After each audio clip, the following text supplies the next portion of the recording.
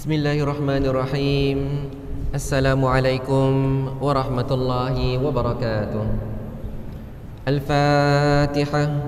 A'udzu billahi minasy syaithanir rajim. Bismillahirrahmanirrahim. Alhamdulillahi rabbil alamin. Ar-Rahmanir Rahim. مالك يوم الدين إياك نعبد وإياك نستعين اهدنا الصراط المستقيم صراط الذين أنعمت عليهم غير المغضوب عليهم ولا الضالين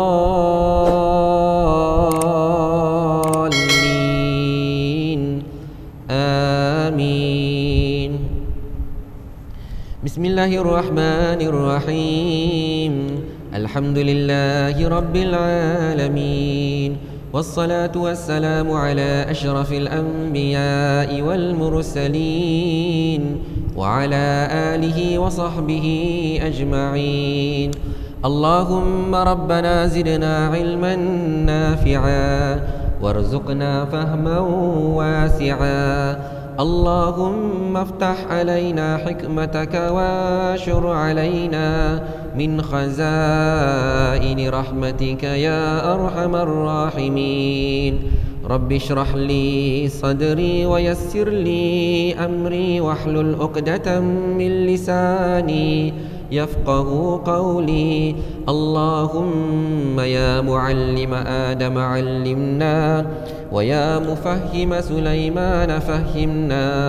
اللهم فقهنا في الدين وعلمنا التأويل. آمين آمين والحمد لله رب العالمين. Alhamdulillah wassalatu wassalamu ala Rasulillah.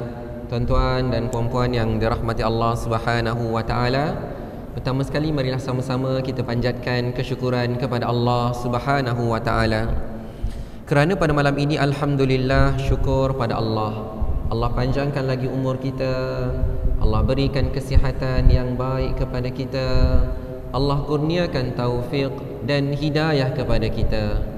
Bahkan Allah bukakan hati kita dan Allah lapangkan masa kita hingga sama-sama dapat kita datang ke rumah Allah Subhanahu wa taala pada malam ini. Alhamdulillah, sama-sama dapat kita beriktikaf di dalam rumah Allah, sama-sama dapat kita dirikan solat fardu maghrib secara berjemaah. Alhamdulillah dan syukur pada Allah Subhanahu wa taala kerana pada malam ni sama-sama dapat kita luangkan sedikit masa berada di dalam majlis ilmu, di mana kita akan sambung lagi pengajian hadis daripada kitab Hadis 40 yang dikarang oleh Al-Imam An-Nawawi rahimahullahu taala insya-Allah. Dan pada malam ini kita akan sambung hadis yang kedua yang juga dikenali sebagai hadis Jibril. Hadis Jibril alaihi salam. Jadi kalau ada di antara kita yang bertanya, kamu pernah dengar tentang hadis Jibril? Maka hadis Jibril itu merujuk kepada hadis yang kita akan pelajari pada malam ini, iaitu hadis yang kedua daripada kitab Hadis 40 karangan Al-Imam An-Nawawi rahimahullahu ta'ala. Jadi tuan-tuan dan puan-puan dirahmati Allah, saya akan bacakan hadis yang kedua. Boleh rujuk muka surat yang ke-29. Dan kepada mereka yang belum lagi memiliki kitab, kita kena sabar dulu sementara pihak syarikat mereka print yang baru. Mereka print yang baru, kemudian mereka akan hantar kepada kita insya-Allah.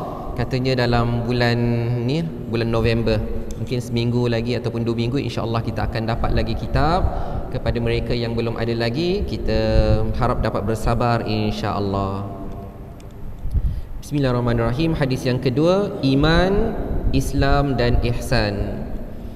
An Umar radhiyallahu anhu aidan qala bainama nahnu julusun 'inda Rasulillah sallallahu alaihi wasallam dhata yawmin idh tala'a 'alaina rajulun shadidu bayadi thiyab shadidu sawadi sya'r la yura 'alaihi atharu safar ولا يعرفه منا أحد حتى جلس إلى النبي صلى الله عليه وسلم فأسند ركبتيه إلى ركبتيه ووضع كفيه على فخذيه وقال يا محمد أخبرني عن الإسلام فقال رسول الله صلى الله عليه وسلم الإسلام أن تشهد أن لا إله إلا الله وأن محمد رسول الله وتقيم الصلاة وتؤتي الزكاة وتصوم رمضان وتحج البيت إن استطعت إليه سبيلا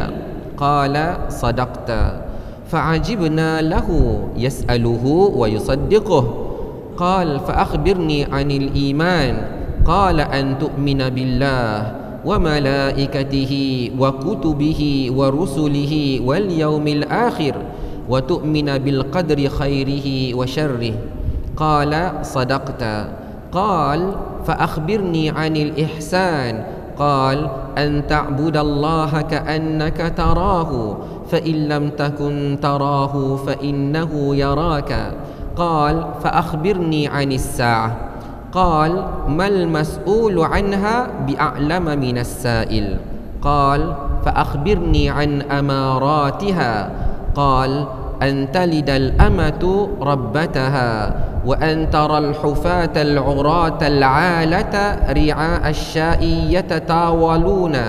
يتطاولون في البنيان ثم انطلق فلبثت مليا ثم قال يا عمر أتدري من السائل قلت الله ورسوله أعلم قال فإنه جبريل أتاكم يعلمكم دينكم.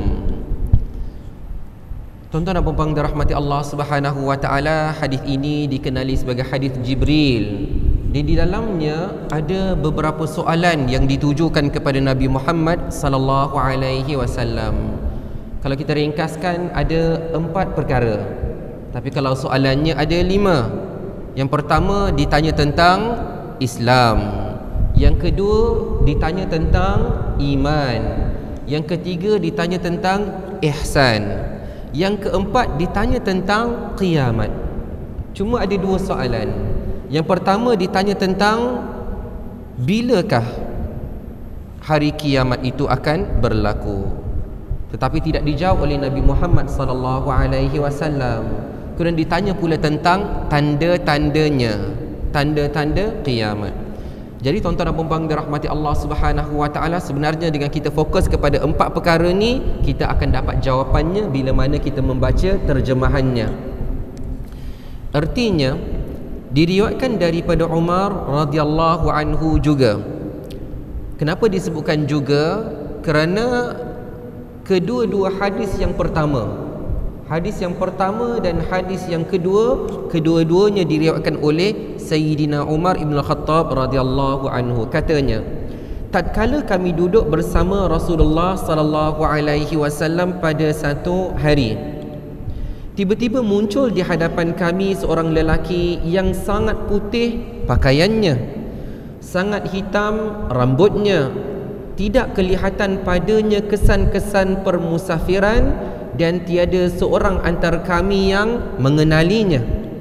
Sehinggalah dia duduk di sisi Nabi Muhammad sallallahu alaihi wasallam dan disandarkan lututnya kepada lutut Nabi Muhammad sallallahu alaihi wasallam dan meletakkan tangannya di atas paha Nabi sallallahu alaihi wasallam. Saya berhenti sekejap tuan-tuan dan puan-puan dirahmati Allah, kerana sebahagian para ulama menyebutkan bahawa terjemahan yang lebih tepat adalah dia meletakkan tangannya, dia tu merujuk kepada malaikat Jibril alaihi salam, meletakkan tangannya di atas pahanya sendiri. Malaikat Jibril meletakkan tangannya, tangan Jibril di atas pahanya. Pun Jibril. Jadi tuan-tuan dan puan dirahmati Allah Subhanahu wa taala, cuma dalam terjemahan dituliskan dan meletakkan tangannya di atas paha Nabi sallallahu alaihi wasallam. Walau bagaimanapun, nanti dalam syarah kitab ini juga dia akan sebutkan dalam surat yang ke-33, nanti diterangkan semula. Lalu berkata, Lalu malaikat Jibril berkata, "Wahai Muhammad, beritahu kepada aku tentang Islam." Maka Rasulullah sallallahu alaihi wasallam bersabda, ataupun kita katakan baginda sallallahu alaihi wasallam menjawab. Kalau dalam bahasa Arab tu qal, berkata, tapi dalam konteks penceritaan ini, bila mana malaikat Jibril bertanya tentang Islam, maka baginda sallallahu alaihi wasallam menjawab. Cuma bila diterjemahkan, kita kata Rasulullah berkata. Maka Rasulullah sallallahu alaihi wasallam bersabda, Islam adalah kamu bersaksi bahawa tiada Tuhan melainkan Allah dan Muhammad itu pesuruh Allah, mendirikan salat, menunaikan zakat, berpuasa pada bulan Ramadan dan menunaikan haji di Baitullah sekiranya berkemampuan untuk pergi ke sana. Lelaki itu berkata, kamu adalah benar. Kamu adalah benar tu kalau terjemahan begitulah kot ayatnya. Tapi kalau kita nak faham daripada konteks kisah itu, jawapan kamu benar. Jawapan kamu. Maka kata Sayyidina Umar radhiyallahu anhu, kami ni, saya dan para sahabat berasa hairan terhadapnya. Kenapa? Dia yang bertanya dan dia yang membenarkannya. Memang terjemahan begitu tuan-tuan dan puan-puan dirahmati Allah. Cuma daripada konteks cerita, dia yang tanya, dia yang kata betul. Dia yang kata jawapan tu betul. Baik. Kemudian tuan-tuan dan puan-puan dirahmati Allah, lelaki itu berkata lagi, beritahu kepada aku tentang iman. Lalu Rasulullah sallallahu alaihi wasallam bersabda bahawa kamu beriman kepada Allah, kepada para malaikatnya, kitab-kitabnya, rasul-rasulnya, hari kiamat, dan beriman dengan ketentuannya yang baik dan buruk. Lelaki itu berkata, kamu adalah benar. Katanya, maka beritahu kepada aku tentang ihsan. Rasulullah sallallahu alaihi wasallam bersabda, ihsan itu bahawa kamu menyembah Allah Subhanahu wa taala seumpama kamu melihatnya. Maka sekiranya kamu tidak mahu melihatnya, sesungguhnya dia melihat kamu. Katanya kamu adalah benar. Katanya, ya, ini soalan keempat. Maka beritahu kepada aku tentang kiamat. Lalu Rasulullah sallallahu alaihi wasallam menjawab, tidaklah orang yang ditanya itu lebih mengetahui daripada orang yang bertanya. Lelaki itu berkata, maka beritahu tentang tanda-tanda kiamat. Lalu Rasulullah sallallahu alaihi wasallam bersabda bahawa seorang hamba perempuan melahirkan tuannya. Kamu melihat orang yang berkaki ayam, bertelanjang dan miskin dan mengembala kambing akan berlomba-lomba membina bangunan yang tinggi. Kemudian lelaki itu pun beredar. Lalu aku terdiam beberapa ketika. Ini kata Sayyidina Umar radhiyallahu anhu, aku terdiam. Kemudian baginda bersabda, wahai Umar, adakah kamu tahu siapakah yang bertanya itu? Lalu aku menjawab ni siapa? Sayyidina Umar. Yang menjawab, Allah dan Rasulnya lebih mengetahui. Sabda Rasulullah sallallahu alaihi wasallam, sesungguhnya Jibril datang kepada kamu, dia mengajarkan kepada kamu tentang agama kamu. Jadi tuan-tuan dan puan-puan dirahmati Allah, hadis ini adalah hadis yang sahih, hadis yang diriwayatkan oleh Imam Muslim di dalam kitab sahihnya. Baik, tuan-tuan dan puan-puan dirahmati Allah Subhanahu wa taala, hadisnya panjang. Maka pengajarannya juga panjang tuan-tuan dan puan-puan yang dirahmati Allah. Ya. Cuma kalau saya mulakan terlebih dahulu dengan apa yang disebutkan oleh syarah Al-Syekh Ibn Al-Attar rahimahullahu ta'ala terlebih dahulu. Baik, saya akan bacakan bahagian huraian terlebih dahulu, ya. Muka surat yang ke-32. Huraian berkaitan matan hadis dan bahasanya. Sabda Rasulullah sallallahu alaihi wasallam, bainama nahnu. Baik, tuan-tuan dan puan-puan dirahmati Allah Subhanahu wa taala, sebenarnya bila mana disebutkan bainama nahnu, itu adalah dialog siapa? Tatkala kami. yang menceritakan tatkala kami sedang duduk bersama Rasulullah sallallahu alaihi wasallam itu adalah kata-kata siapa? Itu kata-kata Sayyidina Umar Ibn Al-Khattab radhiyallahu anhu, bukanlah sabda Rasulullah sallallahu alaihi wasallam. Kerana kalau kita tengok pada nas hadis ini, an Umar radhiyallahu anhu aidan qal dia berkata, bainama nahnu julusun inda Rasulillah, tatkala kami duduk. Lafaz bainama digunakan bagi menunjukkan waktu, iaitu muncul seorang lelaki yang bersifat dengan sifat ini pada salah satu tempoh dari waktu-waktu kami duduk di sisi baginda sallallahu alaihi wasallam.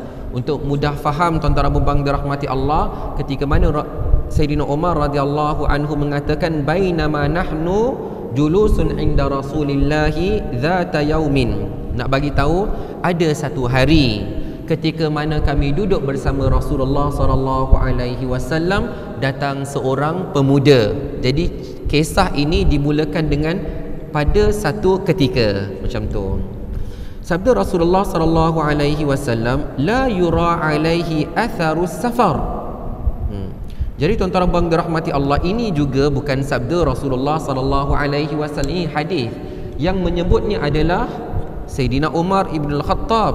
La yura alaihi atharus safar, tidak kelihatan padanya kesan-kesan permusafiran. Kemudian dalam syarah disebutkan kami bariskan bagi perkataan yura dengan huruf ya berbaris dhammah kerana tidak dinyatakan pembuatnya fa'il. Al-Hafiz Abu Hazim Al-Adawi membariskan di sini perkataan nara dengan huruf nun berbaris atas, kedua-duanya mempunyai makna yang sama. Sama ada tidak kelihatan padanya ataupun kami tak nampak padanya. Jadi tuan-tuan dan puan dirahmati Allah, kedua-duanya boleh. Kemudian sabda Rasulullah sallallahu alaihi wasallam, wa wada'a kaffaihi ala fakhidhaihi, yang menceritakan ini juga Sayyidina Umar radhiyallahu anhu. Mungkin penterjemah maksudkan sabda Rasulullah itu boleh jadi hadis inilah, dalam hadis ini, tapi sebenarnya kata-kata itu lahir daripada lidah Sayyidina Umar Ibn Al-Khattab radhiyallahu anhu. Wa wada'a kaffaihi ala fakhidhaihi, dan dia meletakkan tangannya di atas paha Nabi. Jadi tuan-tuan dan puan dirahmati Allah, dekat sini ada dia sebutkan maksudnya lelaki itu. Lelaki itu siapa? Lelaki itu adalah malaikat Jibril alaihi salam, meletakkan kedua-dua telapak tangannya di atas kedua-dua pahanya sendiri. Di atas kedua pahanya sendiri, dan bukan dengan meletakkan kedua-dua tangannya di atas paha Nabi Muhammad sallallahu alaihi wasallam, ya. Sebab tu penting tuan-tuan dan puan dirahmati Allah, bukan sekadar kita membaca terjemahannya, tetapi kita juga melihat kepada syarahnya bagaimana, dan duduk dalam keadaan seorang pelajar. Kemudian akhir sekali disebutkan di sini, para sahabat berasa hairan kerana situasi ini berbeza. Kebiasaannya bila orang bertanya, orang akan bertanya kerana tidak tahu. Tetapi penyoal ini, iaitu malaikat Jibril alaihi salam, mengetahui jawapan bagi soalan yang ditanya. Tambahan pula, pada masa tersebut tiada seorang pun yang mengetahui jawapannya melainkan Nabi Muhammad sallallahu alaihi wasallam. Jadi tuan-tuan dan puan dirahmati Allah Subhanahu wa taala, suka saya bawakan beberapa syarah daripada para ulama yang menyebutkan tentang hadis ini. Yang pertama, tuan-tuan dan puan dirahmati Allah, bila mana kita baca kitab ini lalu diletakkan tajuknya siap-siap iman, Islam dan ihsan, perlu kita ketahui bahawa tajuk itu tidak diletakkan sendiri oleh Al-Imam Nawawi rahimahullahu ta'ala, tetapi biasanya diletakkan oleh ulama yang mensyarahkannya, supaya bila kita tengok saja hadis nombor 2 ada tajuk, hadis nombor 3 ada tajuk, hadis nombor 4 ada tajuk. Maka tajuk-tajuk itu bukan diletakkan sendiri oleh Al-Imam Nawawi rahimahullahu ta'ala, tetapi diletakkan oleh para ulama yang mensyarahkan kitab hadis 40 oleh Al-Imam Nawawi. Jadi tujuan mereka mensyarahkan tu antara lain adalah untuk memudahkan pembaca. Tengok tajuk, oh dah tahu dah, hadis ni mesti cerita tentang Islam, cerita tentang iman, cerita tentang ihsan. Cuma tidak disebutkan pada tajuk itu tentang hari kiamat. Baik, tuan-tuan dan puan-puan dirahmati Allah Subhanahu wa taala, hadis ini diriwayatkan daripada ataupun disebutkan oleh Sayyidina Umar radhiyallahu anhu, ya. Jadi kita boleh tahu bahawa hadis ini adalah secara direct daripada seorang sahabat yang sendiri melihat kejadian tu. Dia sendiri nampak ada lelaki yang datang. Bahkan Sayyidina Umar radhiyallahu anhu, dia gambarkan lelaki itu datang macam mana rupa dia, macam mana gaya dia, bagaimana pakaian dia, bagaimana rambut dia. Kerana tuan-tuan dan puan-puan dirahmati Allah Subhanahu wa taala, kalau kita tengok pada hadis ini ada beberapa ciri yang disebutkan, ya. Kalau kita nak tengok kan, ada berapa ciri yang Sayyidina Umar sebut? Ada 4 perkara tuan-tuan dan puan-puan dirahmati Allah. Yang pertama disebutkan rajulun syadidu bayadhis thiyab. Lelaki itu datang dengan memakai pakaian yang putih bersih. Putih bersih ni tuan-tuan dan puan-puan dirahmati Allah, biasanya kalau kita kata putih bersih, itu adalah orang tempatan. Orang tempatan lah, sebab dia keluar daripada rumah dia, jumpa Rasulullah, tak kotor, maksudnya tak berdebu. Adapun kalau orang yang musafir, dah tentu nampak tanda-tanda kesan-kesan musafir dia. Boleh jadi baju dia berdebu, ya, baju dia dah kelabu, ya, macam tu. Tapi yang menghairankan adalah pakaian dia putih bersih. Yang kedua tuan-tuan dan puan-puan dirahmati Allah Subhanahu wa taala, Sayyidina Umar kata lelaki ini syadidu sawadi sya'r. Rambut dia hitam pekat. Hitam, memang kelihatan hitam. Itu pun juga tuan-tuan dan puan-puan dirahmati Allah antara tanda-tanda orang yang bermukim. Boleh jadi dia baru lepas mandi, dia lepas berwuduk, dia lepas bersihkan diri dia. Ada pun yang menjadi kebiasaan kepada orang musafir. Tuan-tuan dan puan-puan dirahmati Allah, bila orang yang bermusafir dan khususnya di tanah Arab, di mana kebanyakan tanah mereka itu berpasir, dan pasir ni bukan sekadar pasir saja, kadang-kadang datang anginnya, ya, datang anginnya yang kejap saja tuan-tuan dan puan-puan dirahmati Allah, membuatkan rambut kita yang hitam tu berubah, nampak berpasir, ya, nampak berdebu. Macam saya tuan-tuan dan puan-puan dirahmati Allah, berpengalaman bila pergi ke Mesir. Tapi ini cerita di Mesir lah tuan-tuan dan puan-puan dirahmati Allah. Bila kami adalah buat ziarah pergi ke piramid tu, waktu tu lah terasa ribut angin yang sangat kuat. Memang habis, keras-keras rambut, ya, keras dengan berdebu ni rambut ni. Bahkan bukan rambut saya, dengan telinga-telinga pun masuk dengan pasir-pasir. Nak katakan macam itulah kalau kita duduk sekejap, bukannya musafir, ini duduk sekejap saja, ya, ambil-ambil gambar macam tu. Kemudian tuan-tuan dan puan-puan dirahmati Allah, ketiga disebutkan la yura alaihi atharus safar. Tak nampak pada dia kesan-kesan dia musafir. Ni pelik. Kalau dia musafir, dah tentu nampak kesan-kesannya. Tapi tuan-tuan dan puan-puan dirahmati Allah, apa yang membuatkan mereka ni hairan? Yang membuatkan mereka hairan adalah kata-kata Sayyidina Umar radhiyallahu anhu yang menggambarkan wala ya'rifuhu minna ahadun. Tak ada pun siapa-siapa daripada kalangan kami yang kenal dia. Kalau musafir memang betul, macam mana nak kenal kalau dia musafir? Tapi masalahnya tak ada tanda-tanda musafir. Jadi dia bukan orang sini. Dia bukan orang sini. Tapi tuan-tuan dan puan-puan dirahmati Allah Subhanahu wa taala, tidak ada tanda-tanda musafir pada dirinya. Jadi tuan-tuan dan puan-puan dirahmati Allah Subhanahu wa taala, hinggalah ke penghujung hadis Rasulullah sallallahu alaihi wasallam tanya kepada Sayyidina Umar, ya, kamu tahu tak siapa yang datang tadi? Kata Sayyidina Umar, Allah wa rasuluhu a'lam, hanya Allah dan Rasulnya yang tahu. Lalu Rasulullah sallallahu alaihi wasallam bagi tahu, yang kamu nampak pakaiannya putih berseri, rambutnya hitam, tidak ada kesan musafir, yang tak ada siapa-siapa kenal, itulah malaikat Jibril alaihi salam. Bahkan baginda sallallahu alaihi wasallam juga bagi tahu tujuannya datang ke sini untuk apa? Tujuannya adalah untuk mengajar kamu tentang agama kamu. Jadi apa maksud mengajar kamu tu kita akan sebutkan dalam beberapa syarah yang lain. Tuan-tuan dan puan-puan dirahmati Allah, suka saya bawakan apa yang disyarah tentang hadis ini adalah fi hadis Jibril dalilun ala anna al-malaika ta'ti ila al-bashari ala syaklil bashar. Daripada hadis ni tuan-tuan dan puan-puan dirahmati Allah, sebelum kita masuk kepada ustaz ceritalah tentang Islam tu apa, ceritalah tentang iman tu apa, sebelum sampai kepada part tu kita nak cerita dulu awal-awal kisah ni, apa yang kita boleh belajar daripada hadis Jibril. Yang pertama tuan-tuan dan puan-puan dirahmati Allah Subhanahu wa taala, para ulama menyebutkan bahawa berdasarkan kepada hadis Jibril ini, sesungguhnya malaikat boleh datang kepada manusia dalam rupa paras manusia. Jadi itu kelebihan yang Allah Subhanahu wa taala berikan kepada para malaikat. Dan kalau kita baca Al-Quran tuan-tuan dan puan-puan dirahmati Allah, kita dapati ada banyak kisah yang menceritakan tentang perkara ini.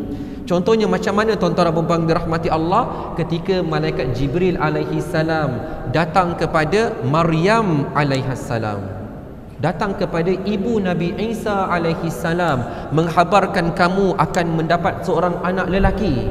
Ketika itu tuan-tuan dan puan-puan yang dirahmati Allah, malaikat Jibril tak datang dengan rupa parasnya yang sebenar, tetapi dia datang dengan rupa paras manusia. Seperti seorang pemuda, dia khabarkan perkara itu kepada Maryam alaihissalam. Begitulah juga malaikat yang datang berjumpa dengan Nabi Ibrahim alaihissalam, malaikat yang berjumpa dengan Nabi Lut alaihissalam, kan? Kalau kita baca Al-Quran, kita akan dapati kisah Nabi Lut ketika mana kaumnya melakukan hubungan sesama jantina. Maka ketika itu malaikat datang dalam rupa paras manusia, datang kepada Nabi Lut alaihi salam sebagai tetamu. Nabi Lut alaihi salam, bila dah datang lelaki dengan rupa paras yang elok, mereka pula boleh datang berjumpa dengan Nabi Lut, meminta tetamu Nabi Lut, minta kerana mereka nampak cantik, nampak elok sangat. Jadi tujuan malaikat datang berjumpa dengan Nabi Lut alaihi salam dalam rupa paras manusia untuk bagi tahu kepada Nabi Lut untuk meninggalkan tempat tersebut, kerana Allah Subhanahu wa taala akan menurunkan azab di tempat tersebut.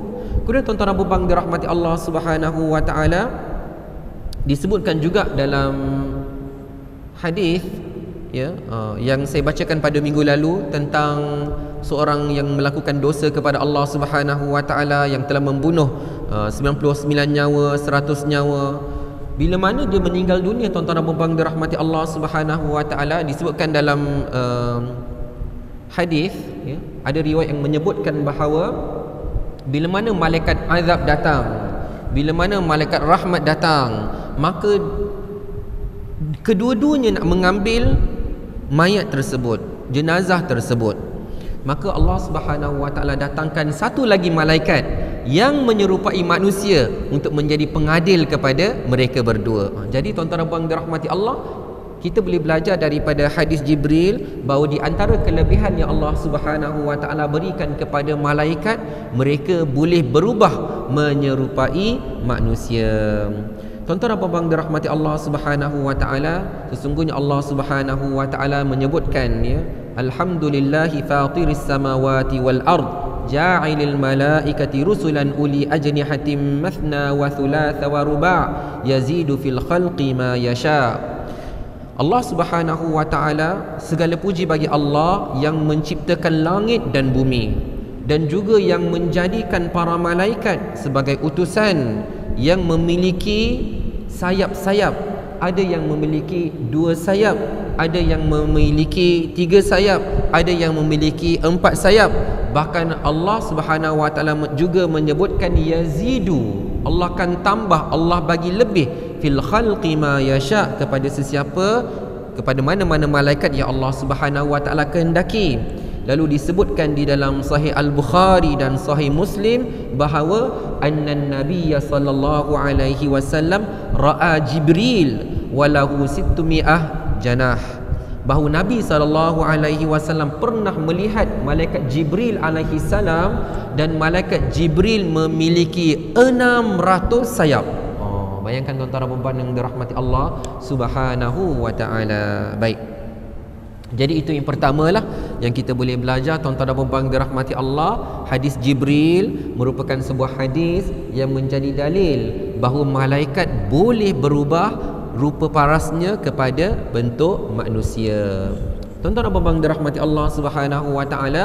Kemudian para ulama juga menyebutkan apa yang kita boleh belajar daripada hadis ni, ya, sebelum kita tengok Islam, iman, ihsan dan tanda-tanda kiamat. Disebutkan fi maji Jibril ila Rasulillah sallallahu alaihi wasallam, kedatangan malaikat Jibril alaihi salam kepada Rasulullah sallallahu alaihi wasallam. Apa yang dia buat? Dia jalan terus mendekati baginda sallallahu alaihi wasallam. Dia rapatkan lutut dia dengan lutut Nabi Muhammad sallallahu alaihi wasallam, ya. Sebahagian menyebutkan bahawa duduk seperti duduk tahiyat. Ya, duduk tahiyat tu kan kita depankan lutut, maka lutut tu bertemu dengan lutut, rapat sekali. Maka tuan-tuan dan puan dirahmati Allah Subhanahu wa taala, disebutkan bahawa itu adalah di antara adab-adab menuntut ilmu itu menghampiri dengan orang yang mengajar. Tapi dalam situasi macam ni, tuan-tuan dan puan dirahmati Allah, kita makruf, kita maklum bahawa kena ada penjarakan, tak ada masalah. Baik. Walaupun penjarakan tu menyebabkan kita agak jauh di antara kita, tak ada masalah insya-Allah. Tetapi tuan-tuan dan puan dirahmati Allah, secara umumnya adab berguru itu kita rapat dengan orang yang mengajarkan ilmu kepada kita. Kemudian tuan-tuan dan puan dirahmati Allah Subhanahu wa taala, sebab itu disebutkan dalam syarah bahawa malaikat Jibril alaihi salam meletakkan tangannya di atas pahanya sendiri. Kerana mana mungkin tuan-tuan dan puan dirahmati Allah, kalau guru mengajar, tak mungkin anak murid letakkan tangan atas paha guru, itu tak hormat guru namanya, ya. Macam itulah disebutkan tuan-tuan dan puan dirahmati Allah. Bagi memahami konteks hadis itu, malaikat Jibril letakkan tangannya di atas pahanya sendiri. Kalau tidak, tuan-tuan dan puan dirahmati Allah, dia akan menjadi satu hujah. Malaikat Jibril letak tangan di atas paha Nabi, jadi anak murid pun akan letakkan tangan mereka di atas paha gurunya. Tak, tuan-tuan dan puan dirahmati Allah, letak, duduk elok-elok, duduk beradab, duduk bersopan, ya, apabila berada di hadapan guru. Kemudian tuan-tuan dan puan dirahmati Allah Subhanahu wa taala, disebutkan juga bahawa datangnya malaikat Jibril alaihi salam, dia mengajar kaedah belajar.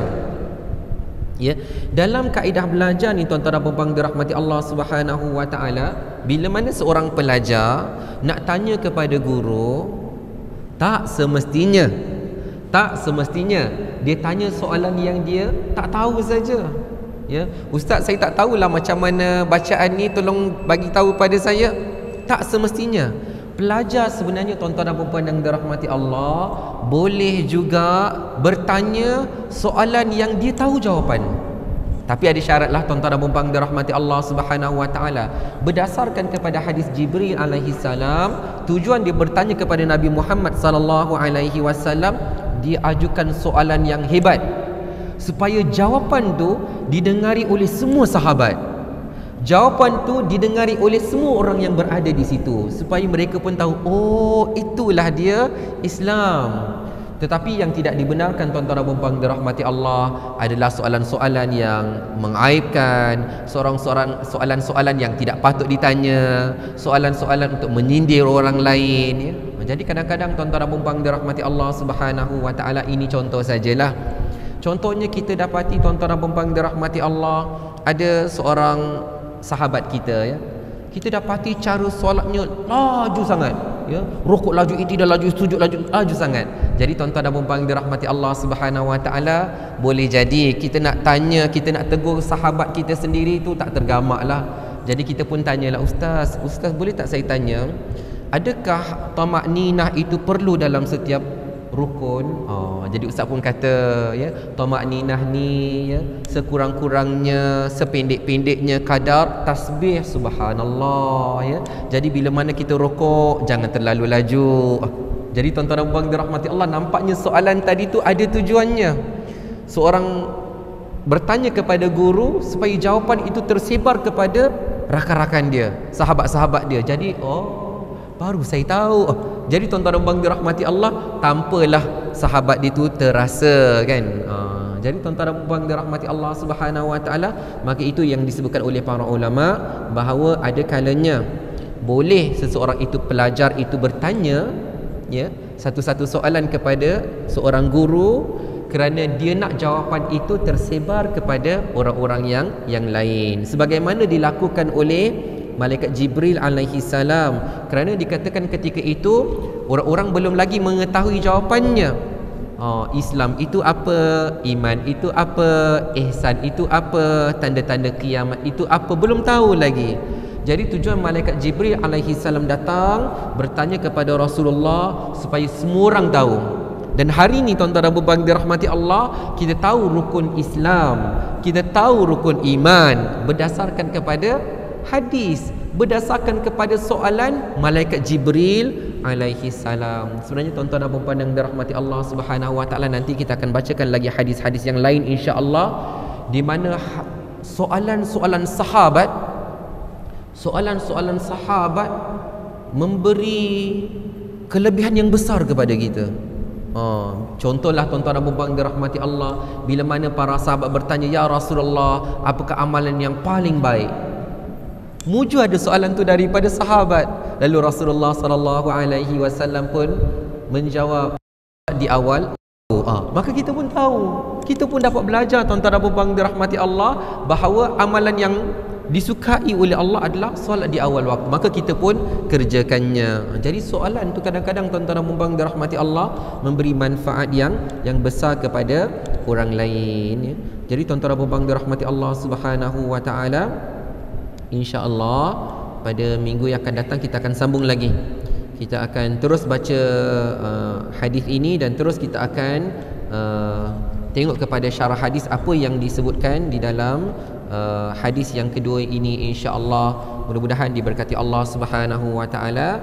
Jadi tuan-tuan dan puan yang dirahmati Allah, yang baik itu datang daripada Allah, yang salah, yang silap daripada kelemahan diri saya sendiri. Saya mohon ampun daripada Allah dan kemaafan daripada tuan-tuan dan puan yang dirahmati Allah semua. Wa barakallahu fiikum wa jazakumullahu khairan katsira. Terima kasih pada semua yang hadir pada malam ini, yang hadir ke rumah Allah, yang hadir ke masjid dan majlis ilmu pada malam ni, dan terima kasih juga pada yang menonton secara live daripada Facebook page Masjid Al-Azim. Mudah-mudahan kita semua diberkati oleh Allah Subhanahu wa taala. Kita akhiri kuliah kita dengan tasbih kafarah dan suratul Asr. Bismillahirrahmanirrahim. Wal 'asr innal insana lafi khusr illa alladhina amanu wa 'amilus salihat wa tawasaw bil haqqi wa tawasaw bis sabr. Subhanakallahumma wa bihamdika asyhadu an la ilaha illa anta astaghfiruka wa atubu ilaik. Bismillahirrahmanirrahim. Alhamdulillahi rabbil alamin. Wassalatu wassalamu ala asyrafil anbiya'i wal mursalin wa ala alihi wa sahbihi ajma'in. Allahumma arhamna, Allahumma inna nas'aluka ilman nafi'a ورزقا طيبا وعملا متقبلا. ربنا آتنا من لدنك رحمة وهيئ لنا من أمرنا رشدا. ربنا آتنا في الدنيا حسنة وفي الآخرة حسنة وقنا عذاب النار. وصلى الله على سيدنا محمد وعلى آله وصحبه وسلم والحمد لله رب العالمين. وبارك الله فيكم والسلام عليكم ورحمة الله وبركاته.